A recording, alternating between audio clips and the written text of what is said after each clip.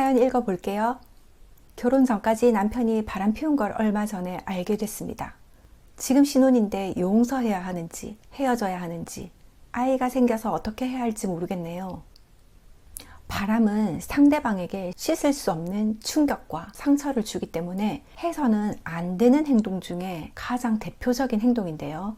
바람핀 남편을 용서하기 전에 꼭 확인해 봐야 되는 게 있어요. 첫 번째는 남편이 진심으로 반성하고 있나?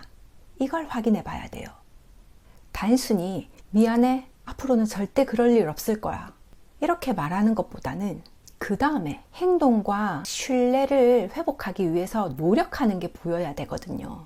예를 들면 핸드폰을 숨기지 않는다든지, 약속 시간에 맞춰서 퇴근을 한다든지, 신뢰 회복을 위해서 구체적인 노력을 하는 게 보여야 돼요. 한마디로 자기가 말한 것들을 행동으로 옮기는지를 잘 보는 거예요. 두 번째, 바람이 실수였는지 아니면 습관이었는지를 잘 파악해야 돼요. 술에 취한 상태로 순간적으로 실수를 했거나 별다른 감정 없이 벌어진 일이라면 고려해 볼 수 있지만, 예전에 똑같은 일이 한 번 있었다 라고 한다면 습관일 가능성이 커요. 세 번째, 신뢰 회복이 가능할까를 생각해 보는 거예요. 지금은 너무 화가 나고 상대방에 대해서 실망스럽겠지만 시간이 지나도 신뢰할 수 있을까? 이거를 잘 생각해 보셔야 돼요. 예를 들어서 남편이 바람을 폈는데 신뢰 회복을 위해서 굉장히 노력을 많이 하는 거예요.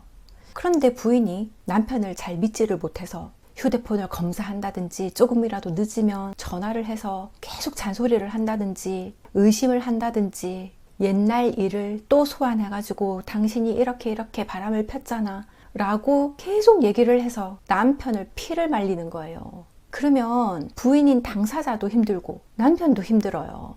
내가 상대방을 용서를 했다, 그러면 이 바람핀 것에 대해서 두 번 다시는 얘기를 안 꺼내겠다, 이런 각오를 하고 용서를 하셔야 된다는 거예요. 그렇지 않으면 정말 지옥이 시작되거든요. 내가 나 자신을 올가매게 돼요. 네 번째, 아이에게 어떤 환경이 더 나을까를 생각해 보는 거예요. 아이를 위해서 참아야지 라고 생각하는 사람도 많아요. 우리 아이에게는 이혼 가정을 만들지 않을 거야. 그렇지만 부부가 늘 함께 해도 싸운다든지, 아이가 늘 불안한 환경에 있다면 아이에게 더 나쁜 영향을 줄 수도 있고 큰 상처가 될 수도 있어요. 중요한 건 아이에게 가장 좋은 환경이 무엇인지를 생각해 보는 거예요. 결국 중요한 건 나의 행복과 아이의 안정이에요. 다시 남편과 함께 할 때 나와 아이가 더 행복할 수 있는지, 아니면 이혼이 더 나을지 냉정하게 생각해 보는 거예요. 사실 사람 마음이라는 게 완벽할 수 없고 실수도 하고 상처도 주고 받잖아요. 그런데 중요한 건 그 실수 이후에 어떤 선택을 하느냐예요. 바람이라는 건 분명히 큰 아픔이고 상처지만 그걸 계기로 서로 더 이해하게 되고 다시 손을 잡을 수 있다면 그건 어쩌면 예전보다 더 단단한 관계가 될 수 있거든요. 결국 좋은 가정이란 완벽해서가 아니라 상처를 품고도 함께 다시 걸어가는 사람들이 만들어가는 건 아닐까요? 오늘은 여기까지 할게요. 행복한 결혼 생활을 위해 오늘도 저는 마음을 다해서 여러분을 응원하겠습니다.